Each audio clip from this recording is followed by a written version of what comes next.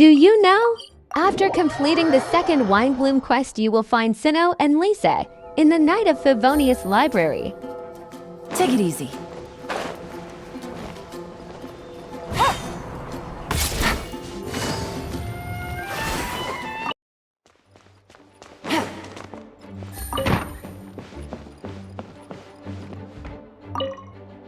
Why, if it isn't my underclassman, CYNO. What a pleasant surprise it is to see you in Mondstadt during the Windblume Festival. Greetings, Lisa. Though I'm sure you've been aware of my presence in Mondstadt for some time already. Oh dear, looks like you've seen right through me. But I was in no hurry. I knew we'd see each other sooner or later. Yes. It's just as Professor Cyrus said. Shared aspirations always have a way of bringing...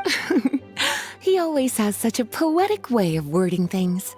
I suppose that's the one respect in which I've taken after him. While in your case...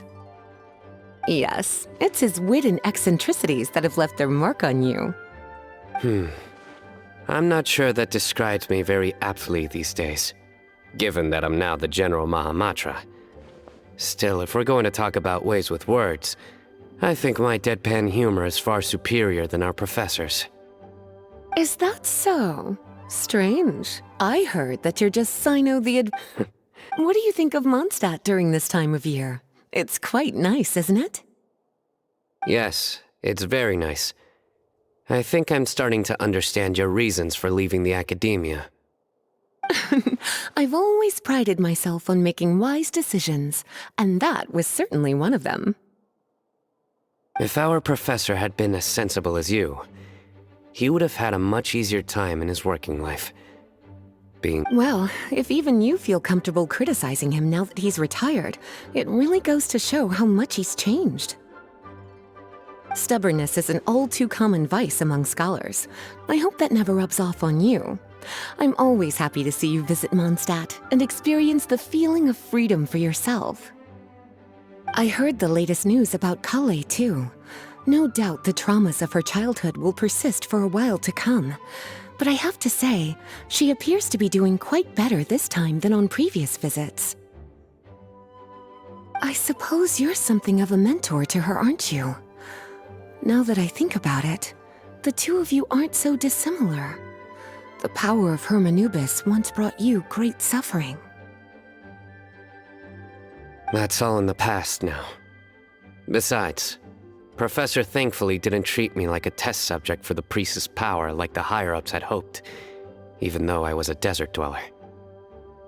Instead, he gave me the tools I needed to lead the life I have today. He adopted me, educated me, taught me how to fit into society. You are very gifted, and sometimes that can become its own curse.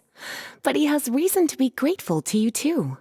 Without you as his son/student, he may have never changed his stubborn ways. As a fellow student of his, I couldn't be happier for the two of you. Well, look at how quickly this developed from small talk to a deep and serious conversation. That's one thing I do miss about my academia days.